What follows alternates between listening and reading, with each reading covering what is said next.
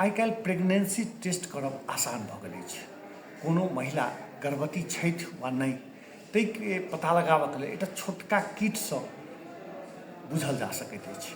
एकर अतिरिक्त आधुनिक तकनीकी सब और बहुत रास अछि, मुदा पहिले केना पता लगाओल जाइत छल, आइ एहि संबंधमे जानकारी करबै छी। प्राचीन मिस्र में प्रेगनेंसीक पता लगाबक लेल गहूम आ जौ के प्रयोग कयल जाइत छल। ई तरीका करीब 2500 साल पहिले के अछि। 350 ईसा पूर्व के लगभग जखन मिस्र में कोनो महिला के प्रेगनेंसीक बारे में पता लगाबक होइत छल तऽ ओकरा जौ आ गहूमक बीज पर पेशाब करबाक लेल कहल जाइत छल। ओकरा सबके एना कए दिन तक करऽ पड़ैत छल।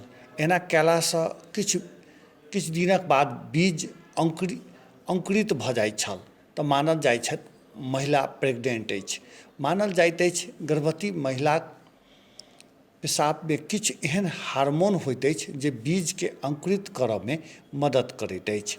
प्राचीन मिस्रमे मात्र प्रेगनेंसीके पता लगाओल जाइत छल, मात्र अपितु गर्भमे पलि रहल बच्चाक लिंग सेहो बताओल जाइत छल।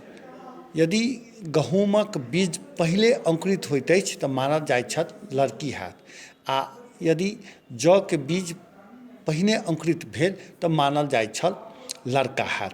पियाउसँ सेहो प्रेगनेंसी टेस्ट होइत छल। प्राचीन ग्रीक में प्रेगनेंसी टेस्टक लेल पियाउजक सेहो प्रयोग कयल जाइत छल। आ एकरा तरीका अनुसार जाहि महिलाके प्रेगनेंसी चेक करऽके होइत छल ओ राति भरि अपन वजाइनामे प्याज रखैत छल आ भोरमे महिलाके मुँहसँ प्याजक गंध अबैत छल तऽ मानल जाइत छल ओ प्रेग्नेंट नहि अछि। आ यदि भोरे महिलाके मुँहसँ प्याजक गंध नहि आयल तऽ मानल जाइत छल ओ प्रेग्नेंट अछि।